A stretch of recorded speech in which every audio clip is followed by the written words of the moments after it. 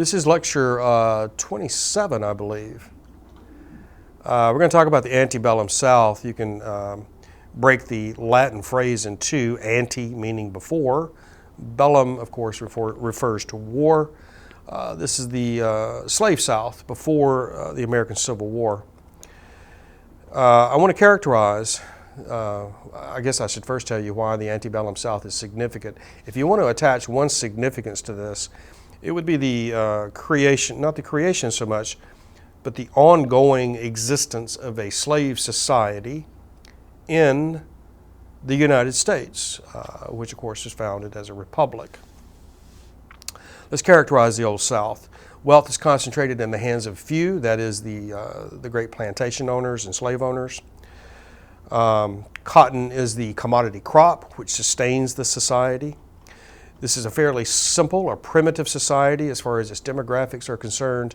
You have a very small group at the top, slave owners or the great plantation owners, the planters. You have white yeoman farmers, and then you have slaves. Let me further characterize it by saying that cotton itself is a very rapacious crop. It leaches the nutrients from the soil, and you have to move cotton to new fields to cultivate on a regular basis because the soil is depleted. So cotton is an aggressive and expansive crop. You need new lands for it. We just discussed the Cherokee and the Georgia farmers craving for Cherokee lands to continue their cotton cultivation. Remember that cotton is a commodity crop. That is a crop sold in large scale, agriculture for profit. Remember that the South is considered by economic historians as a colonial economy.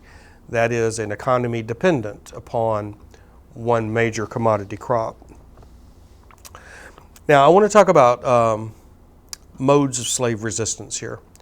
We have a few million African American slaves living in the South, and we have discovered in the past few generations, historians and other scholars, that contrary to what we used to think about slavery, in that simply slaves were utterly dominated by whites, that in fact slaves exercised agency. They had the will and the capacity to act. So let's look at this in a little more detail. Probably the most dramatic way that a slave could exercise agency would be to simply kill the master. This, of course, is an extreme act, and it rarely occurs, but it does give you one very visible, visceral way of exercising agency. Slaves could run away. That's obviously having the will and the capacity to act on their own. Slaves could slow down work and impede profits. Slaves could sabotage farm tools, hobble an animal that's necessary for a job. Slaves could fake sickness to get out of work, just like you do to get out of school. Slaves could revolt. Slave revolts are rare. Probably the two most famous, the Stono Rebellion in 1739 in South Carolina, and then one we're going to talk about in more detail here, the Nat Turner Rebellion of 1831. These are probably the two most famous slave revolts. Again, these are quite rare. Since I just mentioned Nat Turner, I want to mention slave facades. Slave facades, a facade, of course, is a fake front, right? So historians have identified two particular slave facades designed to get the slaves out of work. The first slave facade is the Nat Turner facade. Nat Turner, of course, led a particularly bloody revolt in Southern Virginia in the early 1830s, where a number of white people, men, women, and children, and elderly, were killed by a band of slaves seeking to go south and find freedom in Florida, in St. Augustine, where the Spanish, of course, had outlawed slavery. So the Nat Turner facade for the slave would be to act so aggressively, so hostile, so menacingly, that the white slave master or the overseer Well, find somebody else to do this job, not having to want to deal with this particular slave's aggressive attitude. This might be a way of getting out of work.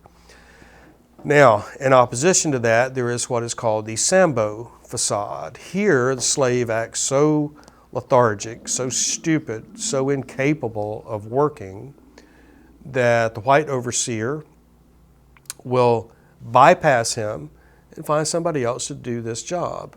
Again, these are simply two ways for slaves to escape work by pretending to be lazy and stupid or overly aggressive and hostile. Like I said, we'll talk about Nat Turner in the next lecture, so I'm not going to talk about it here. I will say a couple of words, though, about the Stono Rebellion. The Stono Rebellion, of course, is a colonial rebellion taking place in 1739 outside of Charleston. Here, slaves break into a store. They take farm implements, tools, weapons, and begin making their way south as well. Word gets out quickly. Local militia confront them and shoot them down. To deter future rebellions, slaves' heads are cut off and and stuck on pikes, which are then stuck along the main roadways in and out of Charleston.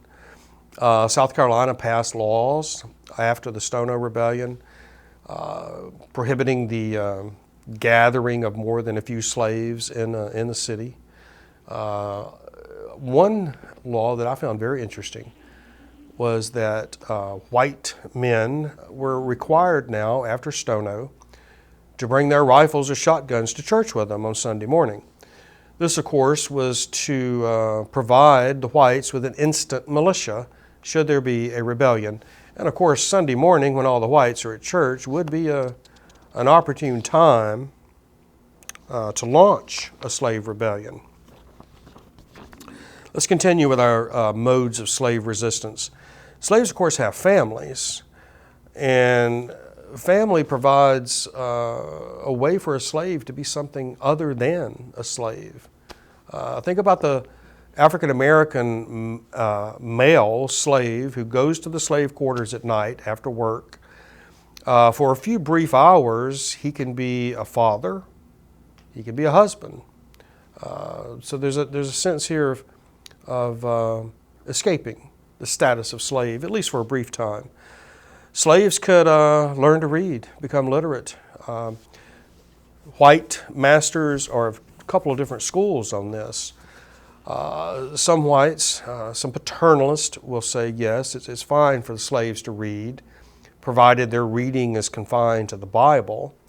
As a paternal slave master, it's my duty to bring Christian salvation to the slaves and to help them in their literacy with reading Scripture. Other slave masters say absolutely not. You allow slaves to become literate, that allows them to become more like us, that diminishes the dividing line between free and slave, and they want no part of it. How else can a slave exercise agency? Well, converting to Christianity is a way of doing this. And like I said, many paternalists are not going to object to slave conversions to Christianity. Slave marriages, this is another way of exercising agency, isn't it? Being a father, being a husband. But remember always, slave marriages are not recognized in law. How did the marriage vow go? Till death or distance do you part. Slaves are property, and the master's pursuit of profit cannot be impeded by something as sentimental as a slave marriage. Let me say a couple of more words here about paternalism. I mentioned earlier that white paternalism argues that an African-American slave on a plantation in Alabama is better off there than he would be as a free man back in his country of origin, somewhere in West Africa. We can take this further and say that The paternalist believes, and this argument is made in the historiography, 19th century historiography of slavery, that the plantation should be viewed as a sort of university, a place where slaves learn responsibility, learn Christianity, and become increasingly civilized. So the plantation is not a place of cruel oppression, it is a place of learning, and it's an uplifting place. Again, these are paternalistic ideas, and you can see how dangerous they are. Let me say another word about literacy here. Again, there are many paternalists who think it's fine for slaves to become literate in order to read the Bible. But of course, there are some slaves who will take this literacy and this growing expertise in Christianity to levels unanticipated by the whites. And you'll see this when we get to Nat Turner, who was a literate slave and who preached to his fellow slaves before convincing them to join him in a murderous spree across southern Virginia in the early 1830s.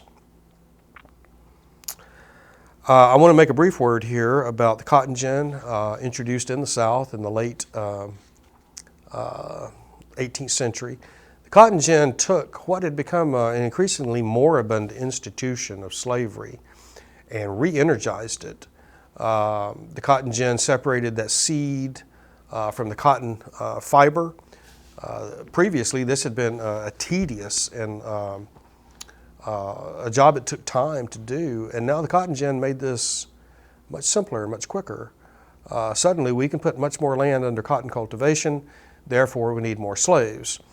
You'll also find in the Antebellum South that the importation of more and more slaves becomes less and less necessary as the slaves replicate. They have children. And these children, of course, will become the slaves of the master's children, his sons and daughters.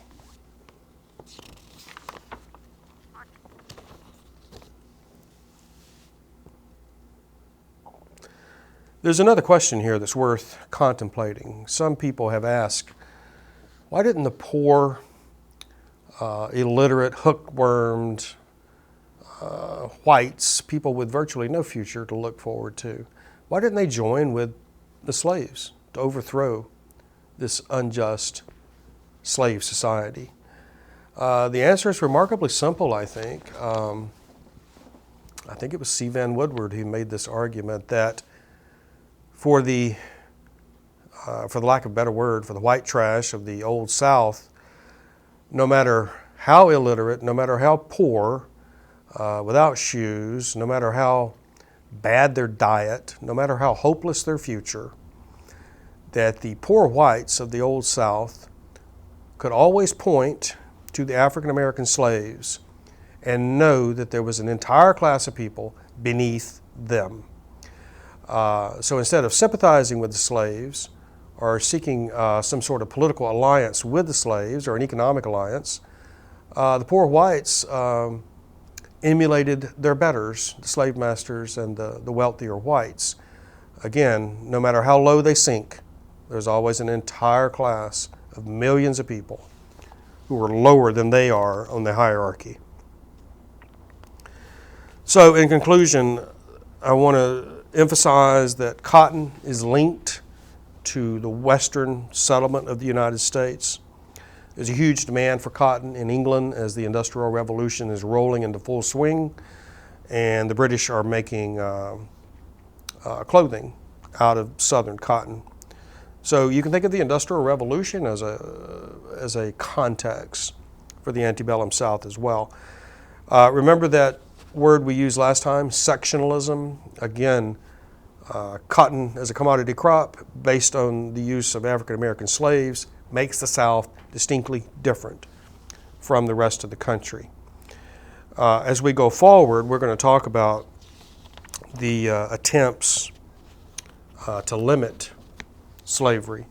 And of course, these attempts to limit slavery are going to bring on the American Civil War in 1860, 1861.